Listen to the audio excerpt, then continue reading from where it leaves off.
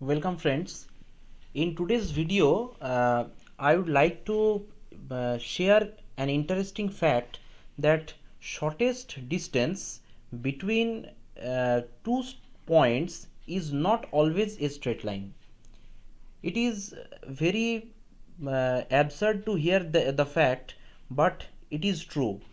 Suppose you are confined on a plane surface, that is, it is a flat surface. Okay, you are given a flat surface, that is, it is nothing but a plane surface.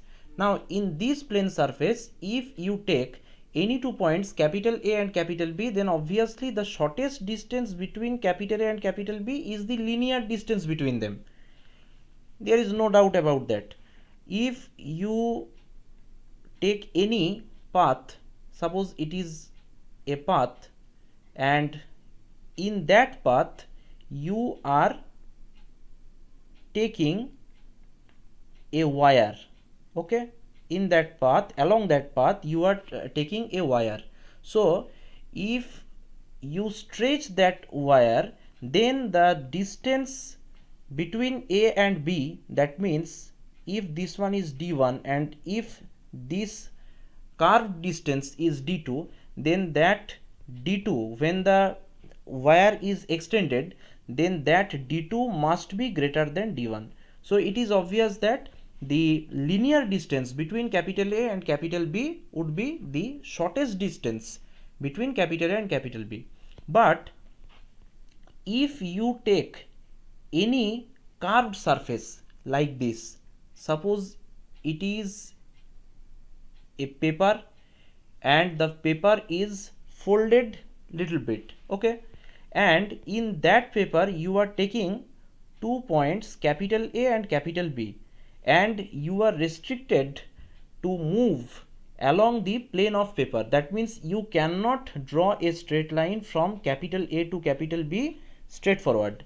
So you have to draw the distance between capital A and capital B like this, okay, along the plane of the paper. So this type of shortest distance is calculated by the concept of geodesic. Okay, it is a new term which we introduce to define the shortest distance between any two points along any surface, right? And if that surface is a flat surface, that is a plane surface, then then the distance between 2 points, that is capital A and capital B, would be a straight line. But if you are taking a curved surface like this, like this surface, then the distance between 2 points would be curved. That means it would not be straight line anymore, provided you are confined or you are restricted to move along the plane of the paper. But if that restriction is removed, then obviously you can draw the straight line from capital A to and capital B, and then that straight line would be the minimal distance. So using the concept of geodesic, we can construct uh,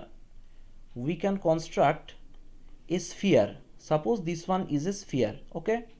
So in that sphere you are taking 2 points, okay, this one is capital A and this one is capital B, and you are told to move along the surface of the sphere. Then the shortest distance between capital A and capital B will be determined by the concept of geodesics, right? So geodesic, for this shortest distance you have to consider the great circle, that means the equator. Great circle means equator. Equator means the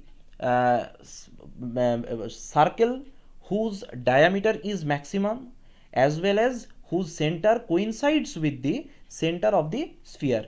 So if the distance between, that is, if the geodesic distance between capital A and capital B exists, that means if the curved distance between capital A and capital B is minimal, then it must be an arc of the great circle. It is the rule to determine the shortest distance between any two points lying on the surface of a sphere.